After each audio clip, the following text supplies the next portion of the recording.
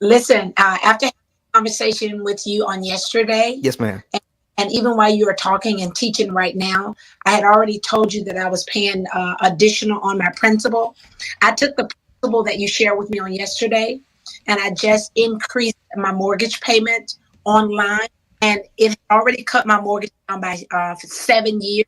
And by me increasing it an additional amount, I could literally look at the amortization, and yours truly will be paying her 30-year mortgage that I obtained last year. And instead of having 30 years, I actually would have paid that down by 19 years. However, I'm going to continue to apply the principles that you're teaching to get it paid down in less than 7 years. So I just wanted to be able to say, I thank you for all of the nuggets that you're teaching us. And lastly, Don, I also wanted to say I'm a realtor of 20 years and a retired real estate investigator. So people are always trying to refinance their mortgage. What people don't understand, a lot of my friends are mortgage lenders, and my friends are very wealthy. It's because as soon as people are in their mortgage of 15 years, they decide they want to refinance. What people don't realize is the reason you don't have to come to closing with any down payment is because the lender is eating up your equity for your refinance. Let me say it again. Every time you refinance your house, the bank is making money from your equity. And they will say you can refinance with no money down, no money out.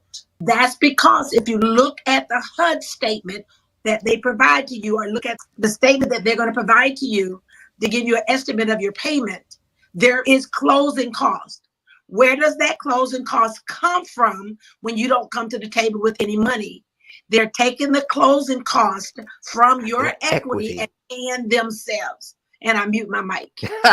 Listen, I'm glad you brought that up, Doctor, because we're going to show an example of that right now. Let's just say that this loan was actually $340,000 and we refinanced it after about 10 years. Okay. We refinanced it after 10 years. And now we're looking at 340,000 and the closing costs are $10,000. That brings it to $350,000. So now what happens next? You just rolled in $10,000 into this loan. So 15. now we want to pay off the first $10,000. And we're thinking is at 3.5%. The other thing that we're told when we're doing this is all you have to do is take your savings from your payment because your payment is now lower. Find out how much you're saving and then divide that into the $10,000, and that will tell you how long you have to stay in the loan to recoup your payment. That is exactly the wrong way to do it. Let me show you what's going on here, folks. All right. We're only taking a look at cumulative principal and cumulative interest. Cumulative principal, cumulative interest here. Okay. So here's what we're talking about. If I, looking at paying down the first $10,000, look how much of the closing costs I've paid in the first year. Only $6,716.99. How much interest have you paid on this loan so far? What? That's at the new low interest rate? And I rolled my fee into this loan. I paid $12,000 interest on the first $6,700 of that.